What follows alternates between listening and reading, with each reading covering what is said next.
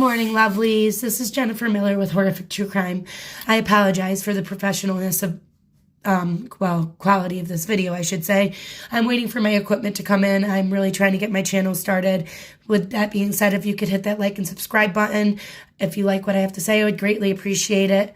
Again, I'm trying to get this channel started. So anyways, we got some tea to talk about. We got some drama, some hate, some speculation, some connections to be made. First, let me start by saying that I'm not hating on nobody, and I don't think anybody else should hate on anybody else. But I will say that just because somebody uses the word Tyrone, referring to a drug dealer, doesn't mean they're racist. Even if they're saying they're racist, I think you know who I'm referring to. I'm not even talking about race, so please don't come after me. I'm just making a statement that you could call someone Tyrone because they're a drug dealer, not because they're black. I don't think race should have anything to do with this case. So let me just say that, with that being said, that yes, Emma Bailey, 22, and her boyfriend Demetrius, 36, are in jail and were arrested in March for homicidal charges related to Caden Young, who was an ex-fraternity president, ODing twice in one night and unfortunately losing his life. He OD'd one time. Emma brought him to the hospital. Then he was released back to Emma. Emma said that she refused to sell to him, and somehow he still got the drugs, and he ended up passing away. So anyways, they were arrested for those related charges. It's come out recently that there's a possibility that Demetrius owns a white Elantra.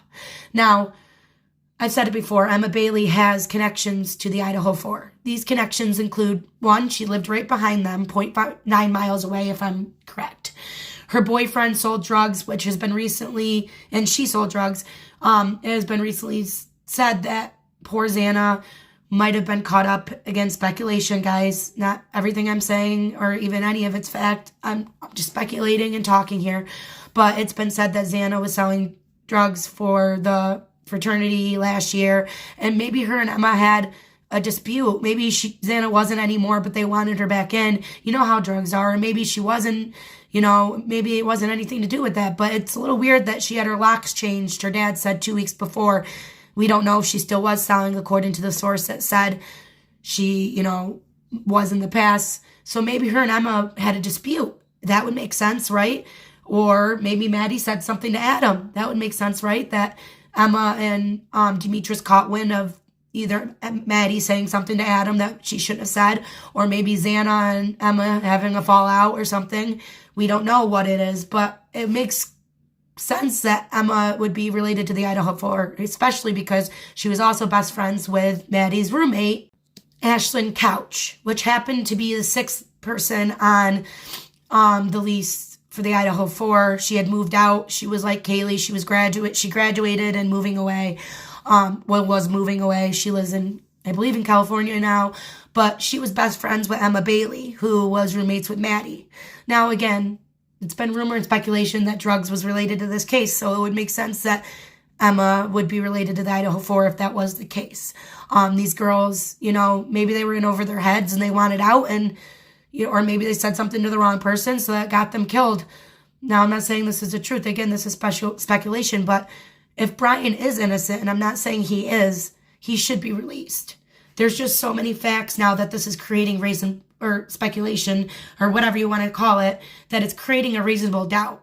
If Bryan Kohberger's defense wanted to say, look, at Emma Bailey and Demetrius, they have all these connections to the Idaho 4. He's been in trouble for assault. He's killed before.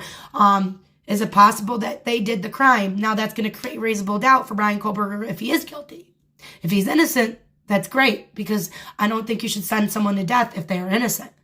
Now, there's too much reasonable doubt for them to convict him of death, I feel, in my opinion. But if he is guilty, he should still pay for the crime. But if he isn't guilty, and Emma and Bailey and Demetrius did have something to do with this, I feel they deserve to pay, and Brian deserves to have his life back. I feel whoever is responsible for this horrific crime that took 4 beautiful lives should be the one paying for it. So if there's a chance that Emma Bailey and Demetrius are related to this case, then everybody's eyes need to be opened up to that fact. And it has nothing to do with race. You know, Demetrius could have been white, and I would still see why Tyrone would be a good name for him. He dressed that part. If you saw how he dressed with flower shirts and maroon, and You know, he drove a SUV, which, you know, someone said they saw a weird SUV in the area, you know, and it just came out from Truth and Transparency that Demetrius's brother may have owned a white Elantra, which means it's possible that they could really be connected to this crime, and it could have been their white Elantra they saw. He also lives in Washington, which means the cameras that caught supposedly Bryan Kohberger's car could have been catching Demetrius' car. We've never seen a photo of who was driving the car on those video cameras. I don't think they even said they could see who was driving. So how do we know it wasn't Demetrius driving from Washington and not Bryan? And Bryan didn't go somewhere completely different and lost service, and that's why his phone was off. We should check the pings of Demetrius and Emma and see where they were that night and see if they maybe were connected. I mean, that would make sense for the 9-hour gap. Makes sense that certain people survived and certain people didn't. I don't know. This guy's violent. It's in his criminal history and you see it. So it's kind of hard to say that he couldn't be involved, you know? Again, Emma Bailey lived right behind the Idaho 4, 0.9 miles away. So, you know, he could have been driving around the neighborhood and parked to Emma's and walked down and did it.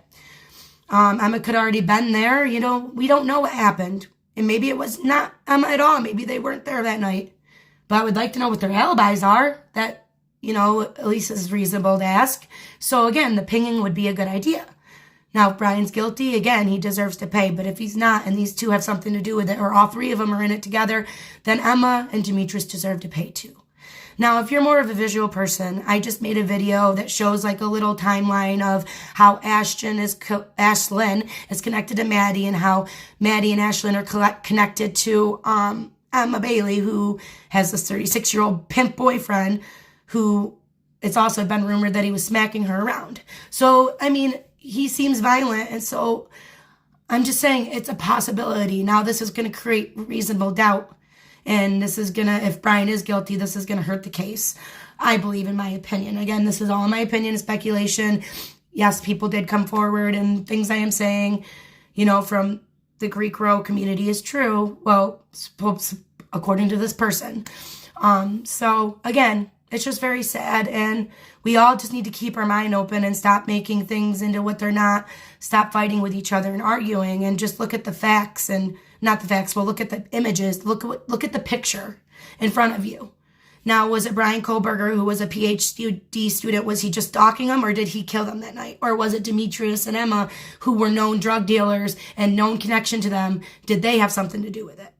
Maybe Bryan was there watching them that night because he was stalking them but didn't plan on doing anything to them. And he saw Demetrius and Emma go in there and he saw what happened or heard what happened. And so he knew what happened, but maybe that's the only part he had in it. Or maybe he was part of it too and it was the three of them. I'm just saying we all need to keep an open mind when it comes to this because things don't add up in this case. It's been said that it may be drug related, it may not, but it's starting to look that way. Or at least, you know, it's a way that the defense can use as like a reasonable doubt for Bryan Kohberger because things are just starting to get real crazy now.